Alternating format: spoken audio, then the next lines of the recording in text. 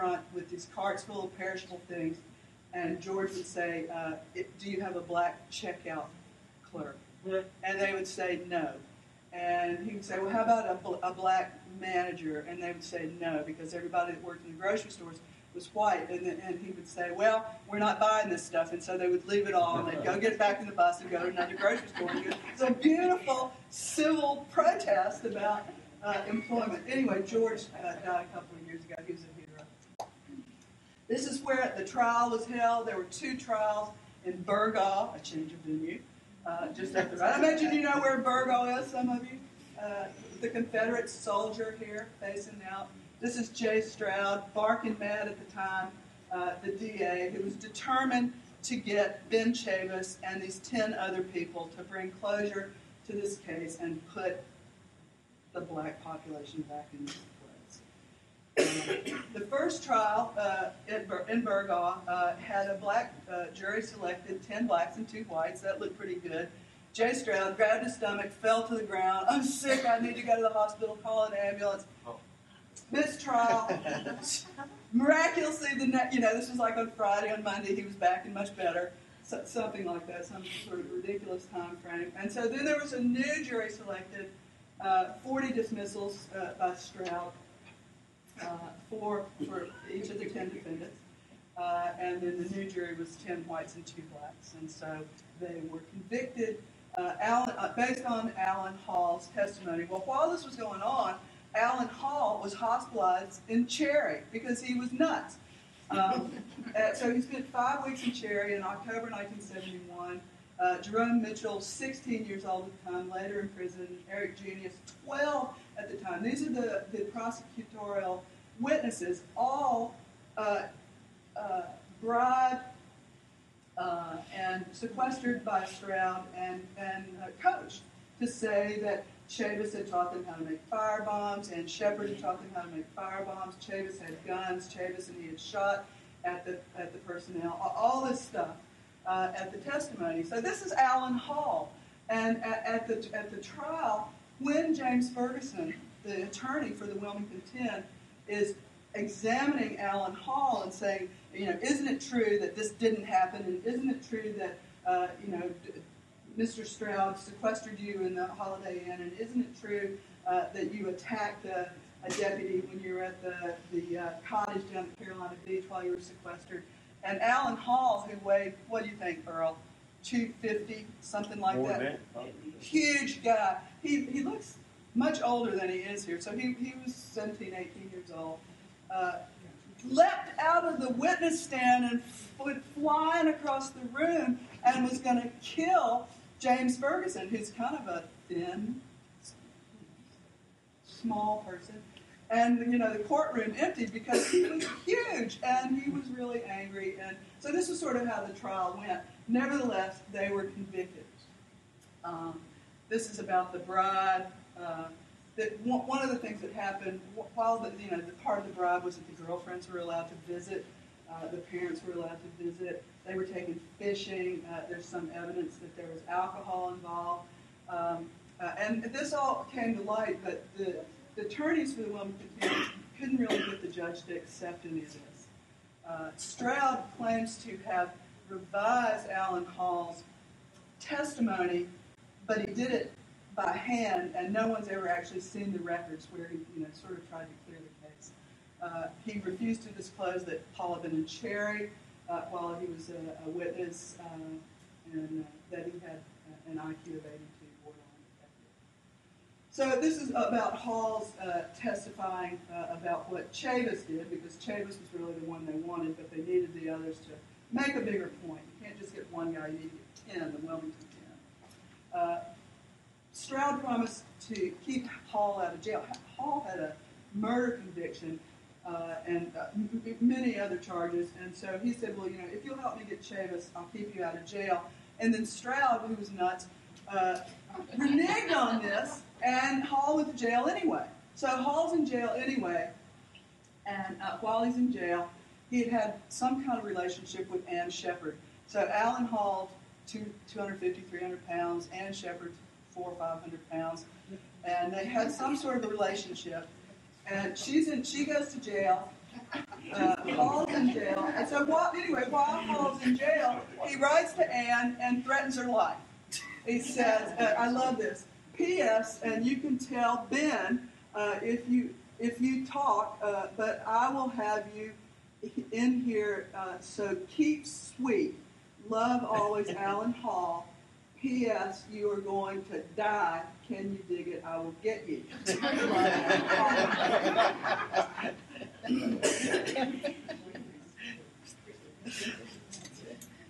So, meanwhile, this is Kojo when he's about to run for mayor. Over at the Church of the Black Messiah, which was on Castle Street in 1972, Kojo and Reverend Leon White, these are seminal characters in the continuing radicalization of Wilmington. Would you say, did you go to the Church of Black Messiah? Probably your parents. I know where it was. You knew where it was. Yeah. The building's still there. It's a ruin right now. But at the time, it was, Tim Tyson called it the Church of the Black Madonna in Bloodmantown, but it's the Black Messiah. There it is right there. But this was also going on as this, the city sort of black population began to try to rally around this. Well, in 1973, there was an appeal. There was a press conference. The appeal was lost, and they stayed in jail past 1973. But then Alan Hall recanted his testimony because Stroud wouldn't help him get out of jail. So, he had to have revenge on somebody, and it came to be part of the national civil rights movement. There was stuff going on all over the rest of the country, but the Wilmington 10 became a cause that was taken up by the Carter administration and then later on by Amnesty International. So there were some cartoons. Here's the Wilmington 10 sort of creaking out from the grave, thought that they'd put paid to that, but in 1976, people began to realize that this terrible injustice had happened to these people who were still in jail. Amnesty International, it became an international cause célèbre, that they were not radicals that had, who were violent criminals, that they were political prisoners, which is essentially what they were. So President Carter's human rights initiatives, he's at the time, chastising and scolding the Russians and other people for their human rights violations in other countries, and yet here we have all these political prisoners in our country. So his interest in the Wilmington 10 revived the national interest and the state interest in what had happened to the Wilmington 10. So this is just some more verbiage about this. Hunt, the bottom line is that Governor Hunt finally released the 10, but they were not exonerated. They were released. Their convictions were essentially overturned, but they were not exonerated. There were rallies all over the world. Chavis received mail from many countries. Cuba sort of rallied behind the 10. The Soviet Union rallied behind the 10. This is all going on in the late 1970s. Here's a petition, national petition to release them under the Carter administration. Ramsey Clark, maybe these names are familiar, Harry Belafonte, Asner, Mailer, Benjamin Spock, and 68 members of the U.S. House signed a petition to overturn their convictions. So this is the overturning of the conviction. This is a court document that said that that basically Stroud's conduct was responsible for this, and that above all, when Alan Hall attacked a deputy with a knife and was restrained and put in the Carolina Beach jail, he was never really prosecuted for that assault, and that really galled people. Anyway, they were released and remanded in 1978. In 2006, we had the 35th commemorative anniversary at Gregory Church, and the Sheriff's Department was there with the metal detectors, searching people's bags, and it was a fantastic event. Ben Chavis was there, the surviving members of the 10 were there, there were speeches. This is them when they were arrested. This is Kojo and Connie Tyndall and a number of other members. Leon White was there at that time. The church was packed, the speeches were fantastic. It was a very memorable event. And then the 40th event, we had one at Dalian Hall, and the mayor spoke and apologized to the Wilmington 10. The mayor apologized. This is Wayne Moore, who spent a long time in jail. This is the panel. This is Ben Chavis, Wayne Moore, Ben Wantz, Gene Templeton, James Ferguson, Bertha Todd, Karen Beatty running for school board, Herb Joyner, Kenny Jankin, and Kojo Nantambu speaking at that time. This is the last slide. When I looked through the documents that I found up in a box in the Pender County Courthouse attic, I said, I'd really like to look at these documents. And they said, well, I think there's a box up in the attic. And so I go up to the box, and there's a box about this big. It says Wilmington 10. And so I spent 2 weeks reading all this stuff, and I got to the Benjamin Chavis file because I saved that one for last. And in there was his afro.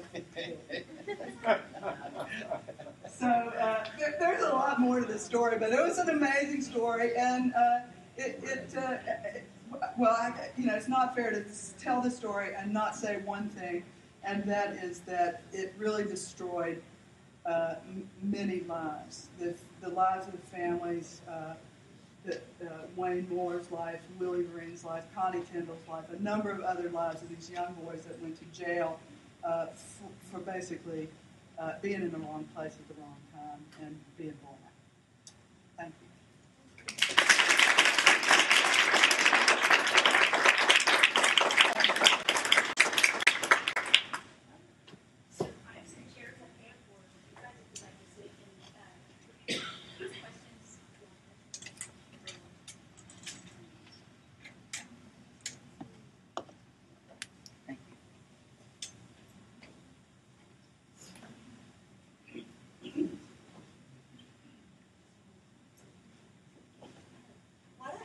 Federal government intervened in the race riot in 1858. You said they were still Republican-controlled federal government.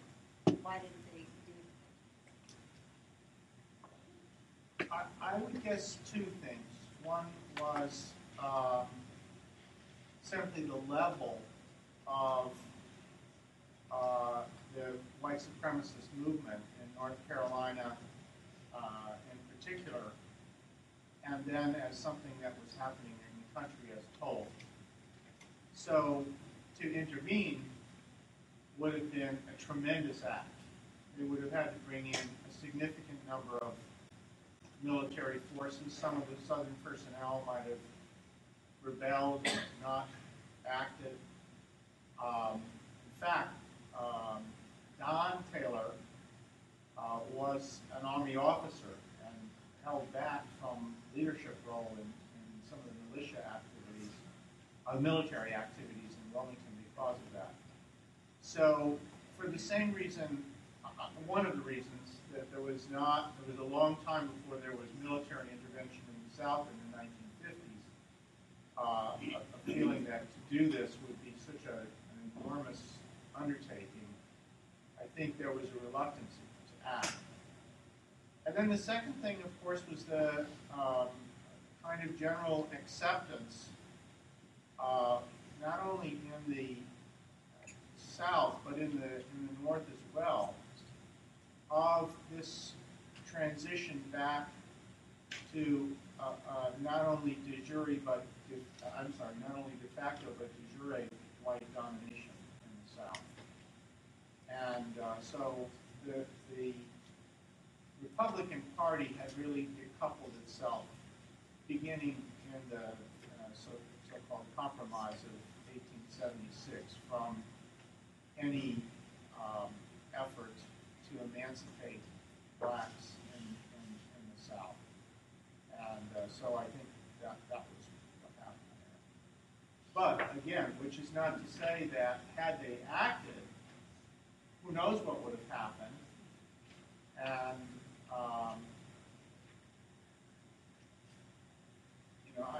And I think essentially the federal government gave the mandate to all of this white supremacist movement throughout the South. And we're hands off. It's up to you now. I think if you think of the history, the cultural history, I use the term the white Southern nation. There's this whole lost cause movement happening. There's a transformation in literature. It gets culminated artistically in the birth of the nation.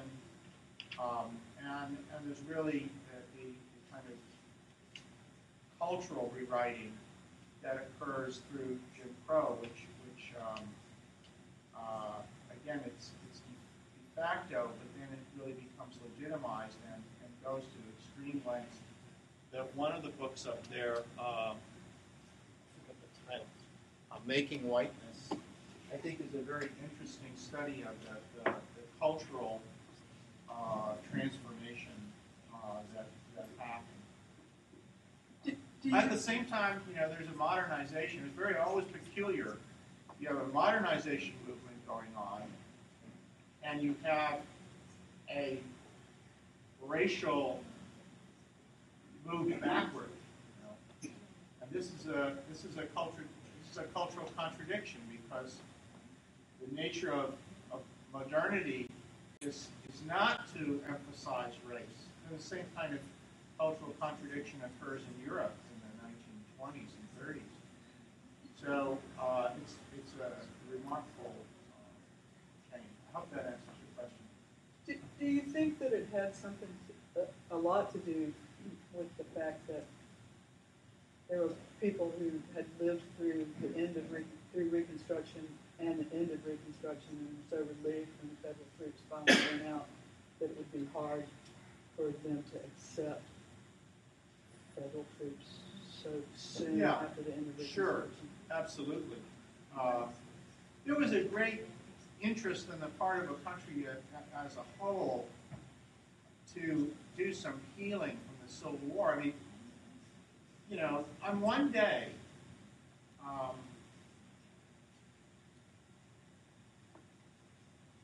25,000 Americans were killed in a battle. One day. In a country that had 1/10 the population we have. It's a massive bloodletting. And so the project of trying to bring the country back together again took decades, and it was really quite in some ways, it was the most immense social problem the country faced. What happens after a civil war, where millions of people are killed, and millions of other people have had their most intimate lives destroyed or at least maimed by that bloodletting. So it's really a very complex problem. After the Civil War, somehow North and South white America has to get back together again, but also somehow, especially Northern white America, feels a responsibility for the transformation, the liberation of the slaves, and the transformation that goes on there. And these two causes, both valid, ultimately clash, and one gives way to the other. The federal government was pretty busy putting out fires, literally and figuratively, with Vietnam War protests as well, at about the same time, right? And not of the Wilmington 10. No, Yeah. so he's Right. he's about 1898. But her question about the federal government not intervening In talking about 1898. in 1898. Yeah. Because we just had the withdrawal of the troops in 1876. So there would have been, a whole generation that remembered federal occupation and resented it. When radical Reconstruction ended, the white South refers to that era as redemption. You usually think of redemption as being a good thing, but for redemption for the white South was reoppression of the black population and getting rid of the Fed, states' rights and getting rid of the feds. I was thinking about the 68 into 71, the Wilmington 10 timeframe, and I just remember as a child.